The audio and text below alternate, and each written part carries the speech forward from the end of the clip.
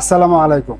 আশা করি সকলে ভালো আছেন। বন্ধুরা, আজকে আমি আমার ভিডিওতে একটি গোপন একটি ট্রিক্স নিয়ে হাজির হয়েছি যে কিভাবে আপনারা ই পাসপোর্টের জন্য আবেদন করলে, রেগুলার ওয়ে অর্থাৎ নর্মাল ওয়েতে আবেদন করলে আপনারা 10 থেকে 15 দিনের ভিতরে কিভাবে ই পাসপোর্টটি পেতে পারেন সেই বিষয়টি নিয়ে আমি আজকে কথা বলব।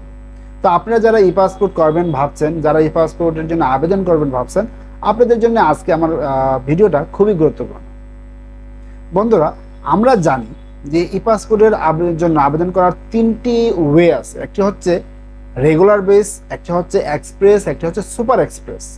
রেগুলার বেজে আপনার আবেদন করলে খরচ হবে 4,000 সামথিং, 4,100 বা 4,070 টাকার মতো লাগবে। কিন্তু সময় লাগবে আপনার মিনিমাম এক মাস সময় লাগবে ই পাসপোর্ট পেতে। আর আপনি যদি এক্সপ্রেস অর্থাৎ 15 দিনের জন্য পেতে চান, 15 দিনের ভিতরে, সেক্ষেত্রে আপনাকে দিতে হবে 8,000 টাকা, 8,000 সামথিং। এখন আপনি যদি 3 থেকে 4 দিনের ভিতরে এই পাসপোর্টটি পেতে চান, সেক্ষেত্রে আপনাকে দিতে হবে 10,750 টাকা। আমরা জানি এটা হচ্ছে নর্মাল নিয়ম। এখন বন্ধুরা, ধরুন আপনার হাতে টাকা নেই, অথবা আপনি ই পাসপোর্টের জন্য এত টাকা খরচ করবেন না, আপনি রেগুলার ওয়েতেই আবেদন করবেন 4,070 টাকা দিয়ে। কিন্তু আপনি চাচ্ছেন যে আপনার হাতে 1 মাস সময় নেই, আপনার দরকার 10 থেকে 15 দিন, এর ভিতরেই যেন ই পাসপোর্টটি পান, সেটি আপনার খুব প্রয়োজন বা সেটি খুব দরকার। তো কিভাবে আপনারা নর্মাল ওয়েতে আবেদন করার পর 10 থেকে 15 দিনের ভিতরে এই পাসপোর্টটি পাবেন, সেটাই আমি আজকে আলোচনা করব। বন্ধুরা, আমরা জানবো যে ই পাসপোর্টের জন্য আবেদন করতে হলে আমাদেরকে কি কি ডকুমেন্ট দিতে হবে বা কি কি ডকুমেন্ট আমাদেরকে থাকতে হবে। ই পাসপোর্টের জন্য আবেদন করতে হলে প্রথমত হচ্ছে, আপনি যদি বয়স 18 বছরের ঊর্ধ্বে হয়, সেক্ষেত্রে অবশ্যই আপনার এনআইডি কার্ড লাগবে, বাবা মার এনআইডি কার্ড লাগবে। বাবা মার এনআইডি কার্ড না দিলেও সমস্যা নেই, বাট আপনার এনআইডি কার্ড লাগবে। তারপর হচ্ছে আপনার ইউটিলিটি বিলের কপি লাগবে। আপনি যেই এলাকাতে, যে এরিয়া থেকে আপনি আবেদন করবেন, সেই এরিয়ার বা সেই এলাকার সেই প্রেজেন্ট অ্যাড্রেসের একটি ইউটিলিটি বিলের কপি লাগবে। ধরুন আপনি ঢাকা আছেন, আপনার হোম ডিস্ট্রিক্ট মানে আপনার স্থায়ী ঠিকানা হচ্ছে কুমিল্লা, কিন্তু আপনি কুমিল্লা ইউটিলিটি বিল দিয়ে ঢাকাতে আবেদন করতে পারবেন না, গেছে এটা। 3 নম্বর হচ্ছে, আপনার আপনি যদি সার্ভিস হোল্ডার হয়ে থাকেন, সেক্ষেত্রে সার্ভিস রিলেটেড সকল ডকুমেন্ট লাগবে, যেমন আইডি কার্ড লাগবে, ভিজিটিং কার্ড থাকলে ভিজিটিং কার্ড লাগবে, এসব লাগবে। আপনি যদি বিজনেসম্যান হয়ে থাকেন, বিজনেস রিলেটেড ডকুমেন্ট।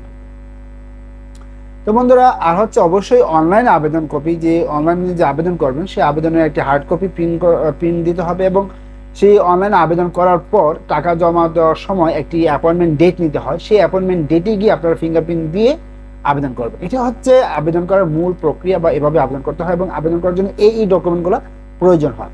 তো বন্ধুরা, ধরুন এখন আপনার সকল ডকুমেন্ট আছে, কিন্তু আপনার হাতে সময় নেই, আপনার হাতে আপনি কম সময়ের ভিতরে আপনি এই সকল ডকুমেন্ট দিয়ে কম সময়ের ভিতরে 10 থেকে 15 দিনের ভিতরে পাসপোর্ট পেতে চান, তাও আবার রেগুলার ওয়েতে। যদি এই রেগুলার ওয়েতে আবেদন করে 10 থেকে 15 দিনের ভিতরে পাসপোর্ট পেতে চান, সেক্ষেত্রে আমার সাজেশন বা আমার পরামর্শ হচ্ছে, আপনি অবশ্যই আপনার নিকটস্থ থানা থেকে একটি পুলিশ ক্লিয়ারেন্স নিয়ে নেবেন। আর পুলিশ ক্লিয়ারেন্সটা কিভাবে নেবেন, ডান পাশে যে ছবিটা দেখতে পাচ্ছেন, এখানে আমার এই ভিডিওতে আমি আমার সকল বিস্তারিত আলোচনা করেছি যে কিভাবে পুলিশ ক্লিয়ারেন্সটি নিতে হয় বা পেতে হয়, বা কিভাবে আবেদন করতে হয়।